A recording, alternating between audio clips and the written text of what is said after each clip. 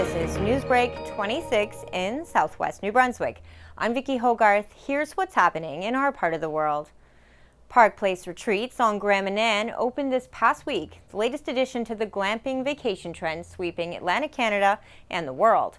21-year-old Manan native Hunter Park, who is also a business student at St. Francis Xavier University, bought a plat of land on a hill with a stunning view of Swallowtail Lighthouse, with the intent of bringing the glamping trend to his hometown. Well, I've always been passionate about tourism on Manan, and I've always wanted to get into one of these domes, but they're always booked everywhere in New Brunswick, so I figured why not just do my own. Manan Island's natural beauty is definitely a big draw, and there's also so many great things to do here. You can kayak, there's kayak tours, there's gift shops, beaches, places to eat, go whale watching. What took 4 months to build is already nearly fully booked this summer. If you can't score a summertime reservation, you can also rent the fully winterized dome in the off-season. The insulated liner should keep it good for all seasons. We also have a heat pump and 3 heaters, so I'm going to be booking out all year round, and if bookings are kind of slacking off a bit in the winter months, I'm going to throw a hot tub in and hope that goes good too. Manan Mayor Bonnie Moore says Park Place Retreats is a great modern addition to the island's rich tourism scene. Certainly glamping has become the new thing to do as far as tourism, so it's really exciting to have this here on the island and to, have this facility here for people to come and visit. Mayor Moore says despite the challenges the tourism industry faced due to COVID-19, vacationers have still found their way to Manan thanks to the island's unique charm and beauty. I think tourism has always been a big thing on Manan in the summer particularly. Last year I know we were all really worried with COVID what it was going to turn out like, but we were very fortunate that there were a lot of New Brunswickers that chose to vacation on Manan, and we're seeing that, but we're seeing a lot of Ontario and Quebec cars pop up again too.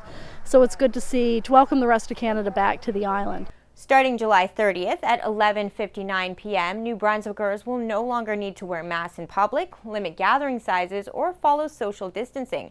And visitors from other parts of Canada won't have to register before entering the province.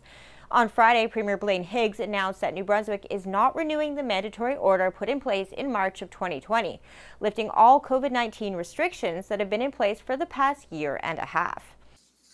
This morning, Cabinet and the All-Party Cabinet Committee on COVID-19 agreed that New Brunswick's mandatory order will not be renewed on July 30th. This will lift all of the mandatory travel and the public health restrictions that have been in place since the pandemic began. We came to this decision because we have surpassed our first goal of 75% of eligible population getting their first vaccine. The lifting of restrictions will come into effect a couple of days earlier than the original August 2nd target, and also ahead of the province meeting its goal of having 75% of the eligible population fully vaccinated. Dr. Russell is confident New Brunswick will hit the 75% target soon, however, considering over 80% of eligible New Brunswickers have already had at least one dose of a vaccine.